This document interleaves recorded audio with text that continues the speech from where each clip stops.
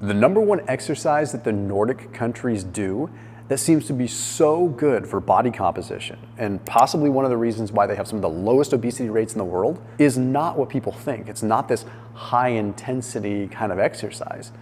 No, believe it or not, it's something that we all can do. And yeah, I'm gonna spill the beans right here and there. It's a form of walking, but it's not the simple kind of walking like going for a brisk walk in the morning. There's some nuance to what they do that might be particularly good. I encourage you to stick through the entirety of this video because we'll explain why it works. Now, walking is awesome. We've all been fans of walking. I've done videos on why walking is the king of fat loss. But what is it specifically about the Nordic countries that makes walking so beneficial for them? After today's video, I popped a link down below for 30% off your entire grocery order through Thrive Market.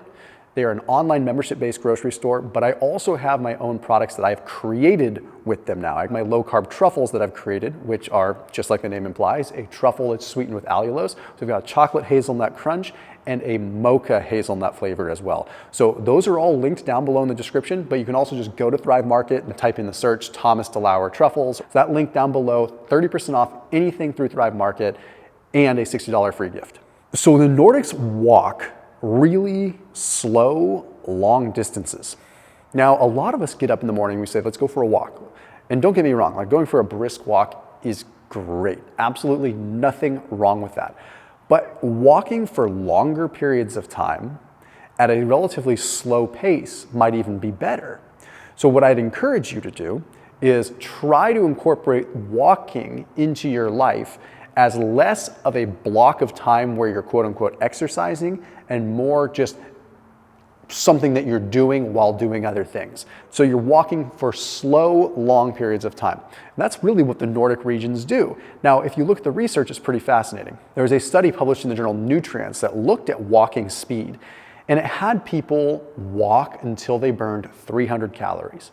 They walked at different speeds.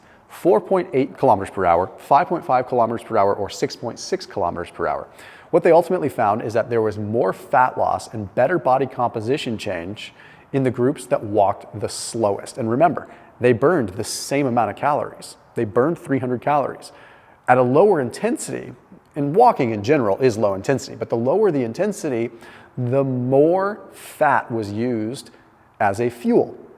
And therefore, less glucose was used. Therefore, less potential muscle breakdown and more fat utilization. So as a percentage, fat was used more.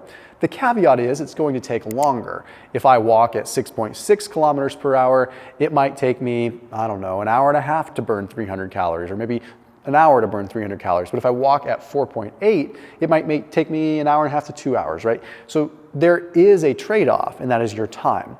But the other trade-off in a positive way is that because it's lower intensity, you can do a lot of things. You could knit a sweater, you could walk your cat, you could talk on the phone, whatever, it's low intensity.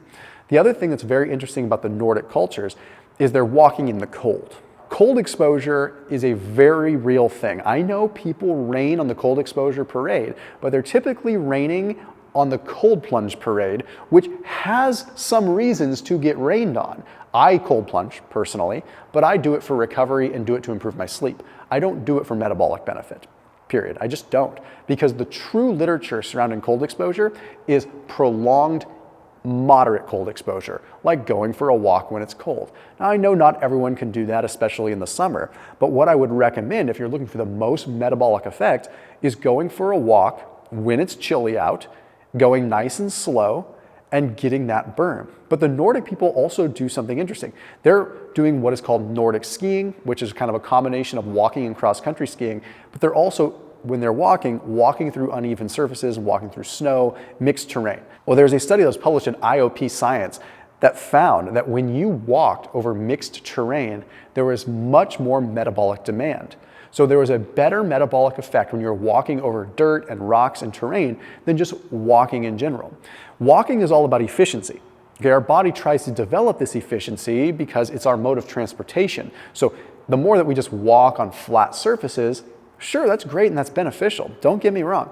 But when you can mix it up, even stepping little bits over little rocks and little steps, that doesn't feel like it's a huge cardiovascular load.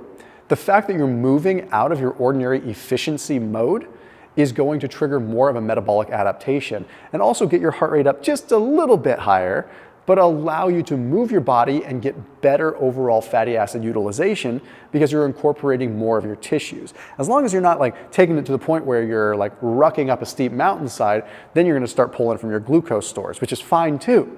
The bottom line is that walking is highly variable. You could walk slow, you can walk fast, you can walk uphill, you can walk over mixed terrain.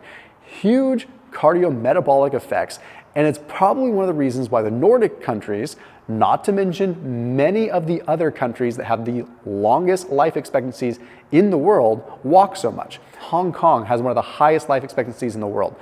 It's controversial whether it is number one or not, but some people claim that Hong Kong is the number one territory with the best overall life expectancy when it comes down to looking at age 60 on.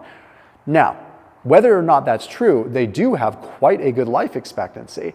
And when you look at what they do, well, they eat a lot of protein, but they walk a lot. In Hong Kong, they walk a ton. Okinawa, Japan, they walk a ton. Costa Rica, they walk a ton. Sardinia, they walk a ton. United States, we sit down. I'll see you tomorrow.